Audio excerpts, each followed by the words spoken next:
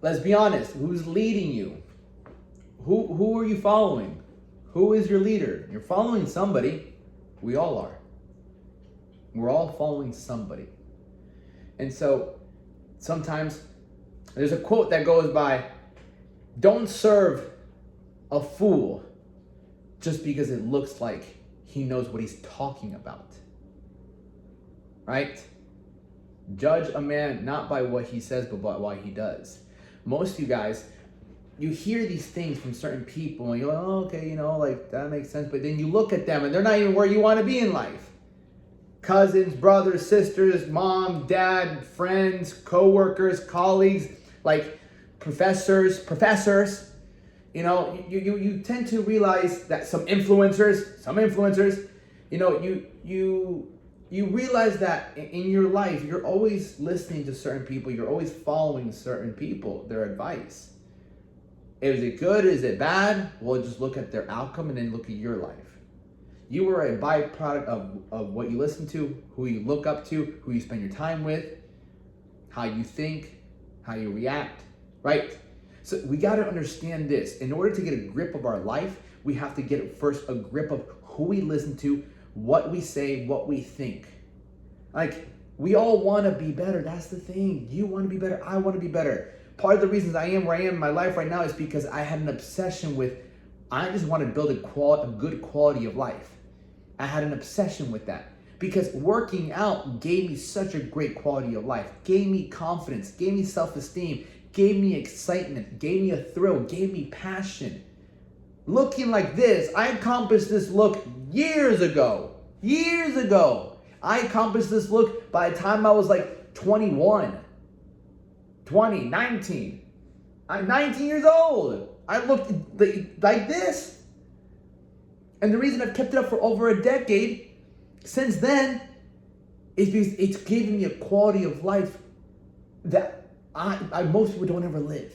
Most people don't have a six-pack. Most people don't have a fucking bicep vein hanging out their bicep, right?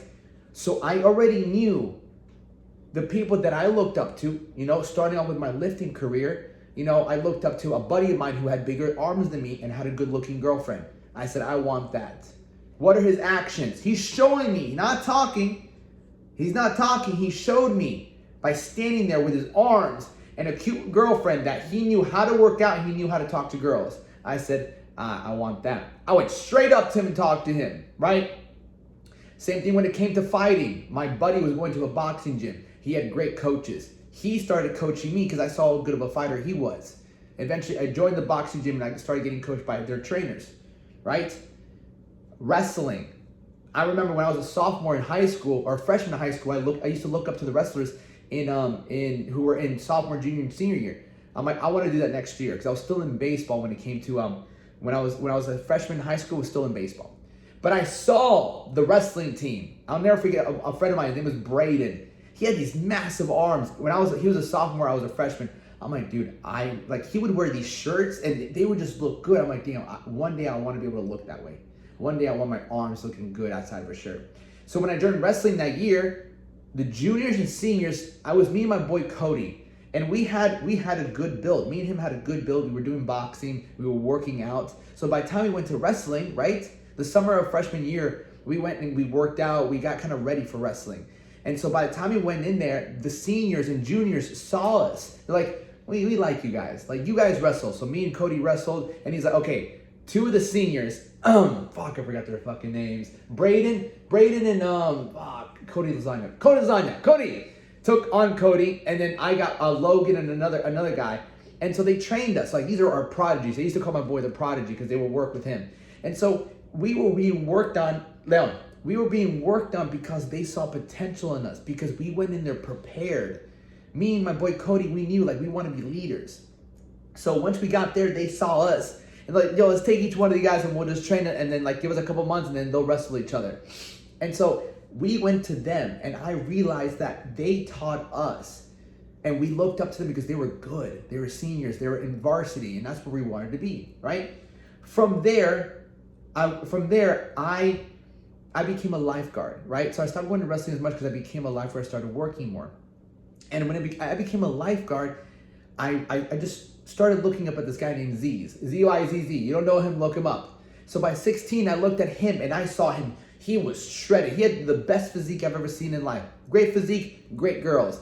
And I'm like, I want that now. So then I switched from wrestling to really working on bodybuilding. And once my senior year came, one of my really close friends, he got a motorcycle, right? He didn't have a car. He worked his ass off all summer to get a motorcycle. Me, on the other hand, me and my boy Victor, all we did summer is we were lifeguards, we made money, and we worked out. That's all we did, right? And talked to girls. And so when the school came, senior year, our last year came, my buddy had a motorcycle, right? My buddy had a motorcycle, and my boy Cody, who I used to wrestle with, started training for weightlifting. He was gonna do Olympic weightlifting at our school. I said, wait a minute, I want a motorcycle. My boy has a motorcycle, I really want a motorcycle. What did you do? Well, I worked every single fucking day. Cool. I got a restaurant job, and for the next 3 months, I did nothing but work out, work in school, work out, work in school, work out, work in school. That's all I fucking did. He was the leader. I saw what he had. What did you do? I worked all day. I worked every single day. And that's what I did. I followed his lead. 3 months later, got myself a motorcycle, right? Now, I had a goal when I was in high school. I'm like, am I really gonna leave high school without being like going to states in any of the sports? Didn't make it into the baseball team. When I did wrestling, I got all the way to counties. Didn't make it to states, but I got to counties. When it comes to I'm like, I want to do something. Like, I want to go to states. Like, to me, going to states, qualifying for states in any sport in high school was it was like a prideful. And I'm like, all right, I'll do weightlifting. So my boy Cody was prepping for the past 6 months. I go in there, I make the team, he made the team, and I started training. I started training my ass off. I had my motorcycle. Now all my focus was, fuck school, I'm gonna go to states with weightlifting as long as I get C's. So I started training and training and training.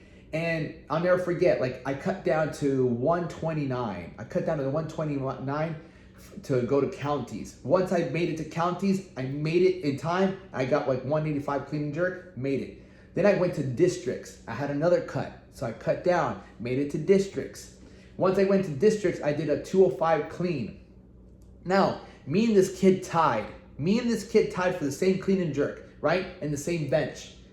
The only reason I won, it was because I was a few ounces lighter than him. I was like 129.5 or something like that. He was like 129.10, you know? So I got to go to states because I just weighed in less. Because like, all right, who's gonna win, you know? So I made it to states. Completely bombed at states because I did another hard cut another 10 pounds. And it was a horrible cut. Didn't know how to cut weight. I just spit and sweat and didn't eat. And then I bombed at states. Bombed completely at states. It was a really sad time in my life. But ultimately, after that, you know, like, I started listening to the right people. I knew, like, after that, I went to college. My buddy of mine and told me to come to college, and his family was very successful. But I left college after I found out about Arnold, and he was Mr. Olympia, and I wanted to be Mr. Olympia. So then I started following bodybuilders. From there, I got my next mentor for business. I saw he owned 7 different properties. He ran his own gym. He was close to God. I'm like, I want that.